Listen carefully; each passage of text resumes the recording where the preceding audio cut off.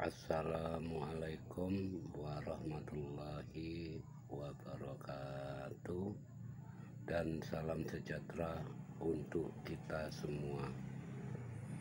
Saudara-saudaraku, sedulur-sedulurku, ayo ikuti channel saya terus di Jagat Raya Banyolan Logika dalam realitas kehidupan. Sekali ini saya akan membawa judul Semuanya Podo Keblinger. Saudara-saudaraku, sedulur-sedulurku, dimanapun kita berada, di seluruh penjuru Nusantara ini atau di belahan bumi ini, akhir-akhir ini di media sosial banyak berkembang berita-berita dan kejadian-kejadian yang menggemparkan saeroh maestro jagat ini. Itu disebabkan oleh hanya kelakuan seseorang oknum yang ketahuan dipiralkan karena menyalahgunakan dan menyelewengkan wewenang.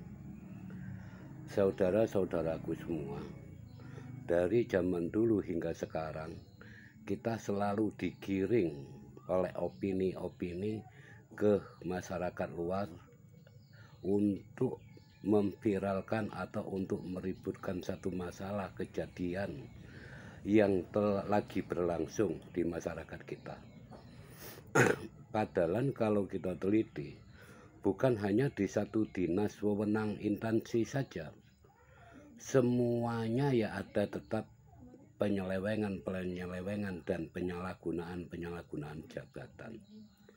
Tetapi kenapa masyarakat ini keranjingan penyakit viral?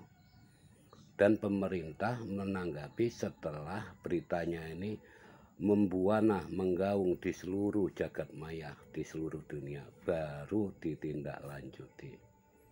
Hal ini terjadi sebenarnya kurangnya keseimbangan interaksi dan komunitas, kurangnya pemahaman apa sih itu undang-undang dan aturan, sehingga baik masyarakat awam yang di seluruh penjuru Nusantara yang minimnya komunikasi, serta pejabat-pejabat dimanapun berada yang tertutup komunikasinya di masyarakat umum, tetap berani menyelewengkan dan menyalahgunakan jabatan. Salah satu contohnya ini, kalau di masyarakat sering diberi peringatan, ancaman-ancaman halus yang dalam bahasa kasarnya himbauan kepada seluruh masyarakat di Indonesia. Yang pernah saya baca di jalan-jalan kota dan di mana yang pernah saya lintasi, sering ditulis orang bijak taat pajak, dengan kata arti kalau nggak bijak otomatis dapat tindakan tegas dari pemerintah, tetapi tidak didampingi oleh saingan atau imbangannya. Yang maksud saya itu coba diberikan slogan yang sama pada saat kita mengingati masyarakat. Karena apa? Pada saat pejabat pulang kembali ke rumah juga tergolong dalam sebutan masyarakat. Orang taat membayar pajak, orang bijak membayar pajak. Kalau nggak bayar pajak pasti ditindak.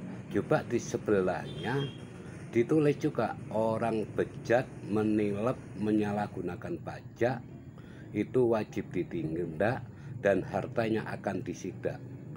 Kemungkinan para pemimpin pejabat kita dimanapun dinas itu didudukinya nyadar, takut, karena itu memang sudah terbuka di mata umum, sehingga orang-orang kecil, masyarakat awam yang sebagian besar yang tidak memahami apa itu hukum dan undang-undang ikut enggak. Jadi pejabat pun takut karena memang udah diingatkan, nggak tunggu diviral-viralkan, nggak nunggu dipaksa-paksa, diperiksa-periksa, nyadari. Dengan kata artian berarti ikut juga kita membangun jiwa manusia yang pada dasarnya individu manusia adalah berjiwa sosial. Karena manusia hidup itu makhluk sosial. Allah menciptakan manusia itu yang mempunyai kelebihan dan derajat yang tinggi di sisi makhluk yang lain. Karena manusia itu komplit, punya sifat semuanya makhluk Allah, sifat baik dan sifat buruk. Saya ini nggak nyeritakan masalah agama kepercayaan orang yang dianut di Indonesia ini. Saya menyatakan tentang nasionalis berbangsa dan bernegara. Kenapa kadang-kadang mereka-mereka yang diberi kesempatan duduk di tempat-tempat yang basah tidak mengerti bahwasanya pergerakan mereka toh akhirnya terbongkar. Orang kalau makan udah ada kekenyangan muntah lur. Kenapa? Slogan-slogan di masyarakat tidak diikutkan dalam himbauan-himbauan untuk masyarakat menaati. Sehingga mereka berluasa. Berarti kalau aku menggunakan pajak ini yang berlebih ini, aku pakai untuk pribadi keluargaku sendiri, halal. Karena tidak ada hukum-hukumnya, nggak ada peringatan-peringatannya. Maka itulah lur, kita jangan selalu ikut memburuk-burukkan, ikut mengembang-ngembangkan, menggembar-gemborkan satu masalah yang membuat aib. Ingat, aib itu ada di diri kita sendiri. Yang sebaiknya kita harus menyadari bagaimana aib di dalam diri kita itu sendiri terhindar. Ya nyadar lor, bukalah nurani kita. Enggak semua orang dirjen pajak itu korupsi. Masih banyak orang dirjen pajak yang jujur. Begitu juga dengan semua dinas instansi terkait yang menyalahkan gunakan aturan. Enggak semuanya. Itu yang dapat melakukan korupsi itu hanya yang tempat-tempat yang basah. Kalau tempat-tempat yang kering ya gigit jari. Maka itu lor, ayo kita merenung supaya hujatan dan fitnaan yang terjadi di mata kita sendiri itu sesungguhnya meludahi muka kita di kancah nasional ataupun kancah dunia yang paling luas.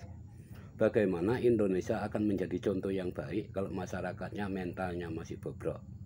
Lor, ayolah kita ambil renungan dalam inspirasi saya ini, moga-moga dapat hikmah yang terbaik dan tidak saling menyalahkan.